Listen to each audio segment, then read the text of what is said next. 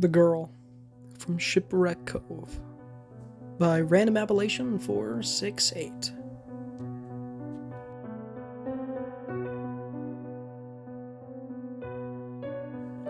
I'm still not sure how I feel about this.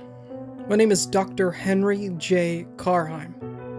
I'm a university professor at a small college down in southeastern Ohio. I teach history, particularly American history, with the Revolutionary War being my specialty. As such, I often dig through the university library and the local public libraries for old records, documents, anything to help scratch my addiction for the old and unknown. I thought I'd learned everything there was to know about Black Oak, the largest town in Berrien County.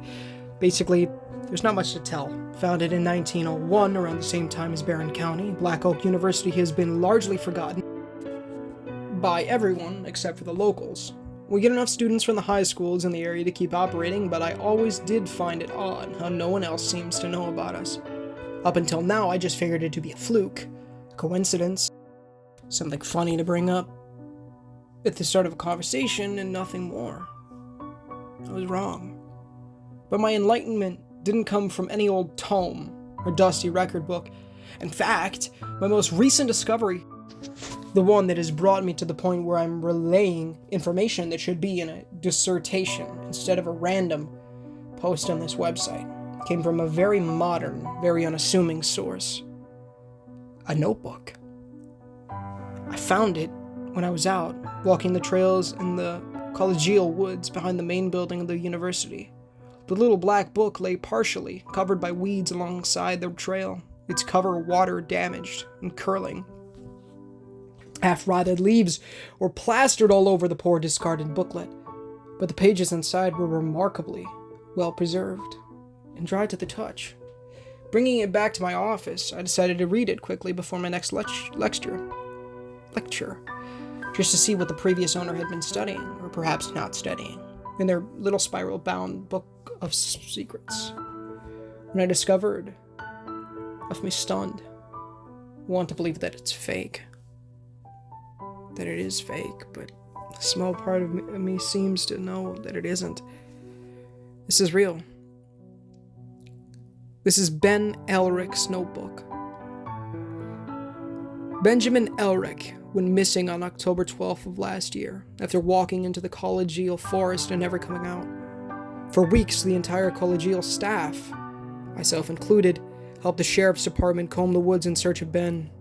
No one ever managed to find any trace of him, and it was assumed he'd left town to head for a bigger city, likely for drug-related activities.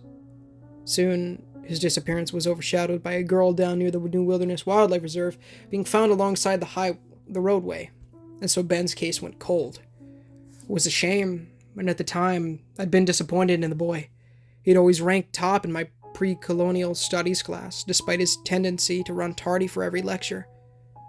I never pictured him to be the drug abuse type and felt bad that he'd fallen into such an abysmal addiction. But now, after reading his words, seeing them mysteriously preserved after months of exposure to the elements, I have begun to question everything I thought I knew about this world and my home county. With several days of thinking, reading, and arguing with colleagues behind me, I believe that I may have found an answer, even if it is similar to the football-sized tip of a continent-sized iceberg. There is something else out there, right on the periphery of our modern psyche that we seem to have lost sight of, ever since the world gave up the horse and quill for car and cell phone. Like a tear in a curtain or a hole in the wall. In a wall, there are places in this world where we can, just for a moment, glimpse into other realities that often defy our imagination. Stories about time travel, monsters, aliens, and ghosts have been ignored or disregarded for years by many so-called intellectuals, myself among them, but it doesn't mean they do not exist. In my opinion, such tales have been misinterpreted by those who tell them, and that the time travel falls closer to interdimensional voyaging, that monsters are actual fauna from more bizarre worlds than our own, the aliens truly other humans who had better technology than us, and ghosts simply the strange ethereal fiber that makes up our souls, passing from one existence to the next. All of these phenomena come from the holes in the fabric of our universe, tears in the electromagnetic plane that holds everything together. When nature tries to restore order by mending such tears, it either succeeds, creating a permanent abnormality with its patch, or fails, and the resulting breach generates more strange occurrences as the electrobiological status quo attempts to make sense of the mess. These waypoints, for lack of a better word, are where all the stories come from. The haunted houses that never become famous tourist attractions because they are, in fact, cloaked in evil. The dark forests that locals shy away from due to the strange sightings amongst the pines. Or even a sleepy rural county in a flyover state that no one seems to remember. After all, ask yourself, if you Google Barron County, Ohio, what do you find? Nothing? And yet here we are, somehow sheltered from the world, the phantom limb of the nation where entire generations live and die, unaware that their small section of Earth doesn't exist by all scientific standards. Perhaps we never did, or perhaps we used to, but were dragged into the abyss by some cosmic event beyond our control. And most of our collective memory simply scarred over the sudden vanishing of Barron County, leaving behind precious few clues to our fate.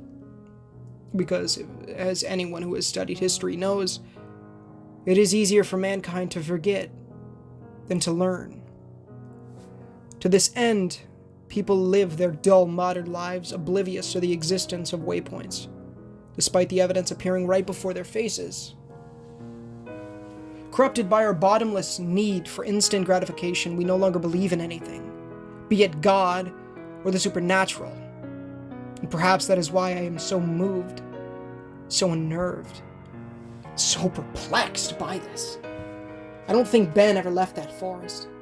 The rest of this post will be Ben's account, all of it, as I found it in that odd little notebook by the trail. Let the world judge for themselves the truth of his disappearance as I wash my hands of this matter. My only parting hope is that wherever Ben Elric is, he is happy. What follows are what I believe to be his final words. October 2nd. My sneakers slid over the dry, crunchy leaves, warm rays from the October sun tickling my back through the canopy overhead. Little yellow honeybees darted between the trees to collect the last of the season's pollen, and I shut my eyes to breathe deep the rich smell of dark earth from the shaded forest floor. To my right, the narrow creek babbled over its stones, and a few birds sang in the trees with playful chirps, the day pleasant and cozy for this late in the fall. Hey! The grin crossed my face before I even opened my eyes again. Hey! Mira stood in front of me, dressed in the tan jacket and faded blue jeans I'd gotten her for our 1-year anniversary, slanted rays of sunlight causing her crimson hair to glow like a beacon. You're here early. Don't you have anthropology in, like, a half hour? My face heated up, and no doubt my ears turned a darker shade of red than Mira's hair. More like 5 minutes ago. I skipped. Of course you did. She rolled her sky blue eyes, but try as she might, Mira couldn't smother the half-pleased rosiness that tinged her cheeks. You know, sooner or later they're going to start asking questions, Ben. How are you going to explain to your professors that you've been sneaking off into the woods to see me? As if I'd ever tell them. Hitching my backpack higher into my shoulders, I sidled up next to her and relished the sensation of Mira's hand lacing itself into mine. I'll tell them I'm cooking meth and that I hear voices from God. Mira punched my arm, but we both laughed, and I knew she didn't mind the joke half as much as she put on. Hand in hand, we traipsed through the winding pathways of the collegial woods, leaving the world of expansive textbooks, bland classrooms, and pretentious courses behind. So, did you hear from your publisher yet? Mira stepped on it over a fallen log without ever losing pace with me. A nervous warmth filled my chest. I tried not to let it show. Maybe. Seeing right through me, Mira lurched to a stop, and the corners of her mouth tugged upward. And? They won all 3 books. It came out as a happy chuckle, a relief to say the words out loud to say to someone who genuinely cared. The head editor says the whole team loved the series and they can't wait to get started. Mira's eyes widened and she threw both arms around me with a happy squeal. I wrapped my own over her narrow shoulders, held Mira tight, and breathed in the sweet piney smell of her ruddy tresses. Totally worth missing class. She almost hopped up and down in joy, her grin contagious and dazzling. I knew it! I knew they'd sign for them. Did I call it or what? You called it. I grabbed her hand again and plunged it, the 2 of us, further into the world of endless green, my heart swollen with happiness. Which is why I brought stuff to celebrate with. Mira giggled and squeezed my palm. I knew today felt special. It seemed to take no time at all to reach our meeting place, or as Mira called it, Shipwreck Cove. Mira had a creative knack for odd, silly names that somehow stuck. Combined with my love for high fantasy, it ensured that the little map of the collegial woods I'd made for us boasted such monikers as Troll Bridge, Silverwood Falls, Duckfoot Creek, and Beer Can Mountain. Shipwreck Cove, however, held a special place in our hearts. A jumble of stones covered the ground in odd rows for about 50 yards in all directions, some jagged, some smooth, all faded from years of weather and neglect. But the grass remained iridescent here, the flowers vibrant in their colorful coats despite the coming winter chill, and a large gap in the spreading branches overhead allowed delicious beams of golden sunlight to flood down in rivulets. As far as I could tell, no one save for Mira and I knew of this safe haven, and so it became our secret, a sanctuary where we could be ourselves without fear of the world's cruel commentary. Mira's camp lay toward the least weather damaged of the stones on the northern side. The red nylon tent that I'd brought her a week after we'd first met pitched right beside the last row. Next to it stood the small log cabin we'd started building together, using the hand tools I'd bought Mira for Christmas. Only 12 feet on both sides, the little hut wouldn't have impressed many other girls, but Mira loved it and proudly helped me work on it every chance we got. It's our castle, she would say with a childlike twinkle in her eye, and this is our kingdom. Today, however, was a celebration day, as Mira called them, so I busied myself with unpacking the new things I'd collected for her from my backpack. Humming a happy tune, Mira spread a green canvas tarp and some soft goose down quilts she'd received from me on New Year's Eve over a sunny spot between the stones. She'd taken her jacket off to reveal the Keep Calm and Fire Back t-shirt I'd gotten her for Valentine's Day, and between the snug jeans and close-fitting shirt, Mira glowed with an arresting luminescence in the midday light. Those angels painted on the Sistine Chapel could learn a thing or two. I let her catch me watching, something I would never dare to do with anyone else outside of this magical place, and Mira's smooth lips twitched into a naughty smirk. Admiring the scenery? My heart did a flip-flop inside my chest, and I shrugged with more nonchalant ease than I'd felt in days. It's worth admiring. Mira rolled her eyes at me again, but the way she flushed and bit her lower lip the second she thought I'd looked away told me everything I needed to know. Once seated on the quilt beside her, I exchanged gifts with Mira, as we always did on celebration days. In her amazing talent for forest craft, she'd carved a little wooden owl totem for me, and had tanned a deer hide into a rather stylish cloak, as well as stitched up a fuzzy hat made from chestnut brown rabbit fur. As I expected, Mira loved the caramel-filled chocolates that I'd bought for her, the new hiking boots and warm socks for the expected winter snows, as well as the sharpening stone for her little firewood hatchet. Of course, I brought some more of my stories for her to read, and she beamed the second I put the 3-ring binder into her slender hands. Wow, are these all new? Mira leafed through a few of the first pages, her blue irises flying over the words with hungry anticipation. I drank in the sight of her pixie-like features, the upturned nose, rose-petal lips, and pronounced cheekbones, content to never again leave this island of summer in my bleak fall world. Every one of them. I even wrote a few pieces and poems about you. I hope you like them. You know I'll love them. With an alluring fire in her sapphire eyes, Mira set the binder aside and put one cool hand in my chest, her gentle touch enough to make my spine tingle with warmth. I always do. Her lips lips met mine, and I lay back on the soft quilts to pull the deerskin over us. Mira's hands moved across my chest and back. Her silky hair brushed my face, and we both sighed in simultaneous bliss. "I can't wait until I don't have to leave," I whispered, caressing her soft cheek with my thumb. Staring into my eyes, Mira smiled, a melancholy expression, both heartbroken and overjoyed. "Someday, Ben. Someday soon, I promise." In that moment, everything I needed lay right beside me, in the clearing of endless summer. I knew none of my professors would believe me, nor any of the landscaping staff, or my skeptical friends. My parents would certainly never approve if they knew. But I'd accepted such terms long ago, the day I first met Mira, alone and forgotten deep in the forest behind the aged university. From the first gift I brought to make her home among the stones less destitute, to the first time Mira confessed her feelings for me. I'd known my fate, and had embraced it. Closing my eyes, I clung to Mira beside the headstone that bore her name. I let myself forget about the world, college, and my absurd classes.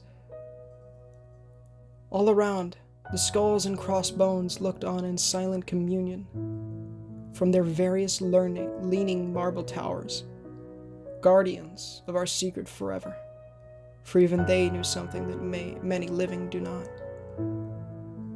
Love lives eternal in the land of Shipwreck Cove.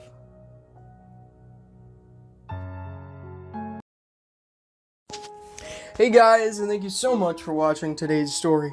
If you did enjoy, please feel free to leave a like, as it does help the channel innumerably and does get the gospel into those who need to hear it. Also, please consider subscribing, as we're trying to hit 1,000 subs. Oh gosh, my goodness guys, we're trying to hit 1,000 subs by the end of the year, and we just hit 400 subs. Oh my gosh, thank you guys so much. I am so happy. So I truly believe we can hit 1,000 subs by the end of the year.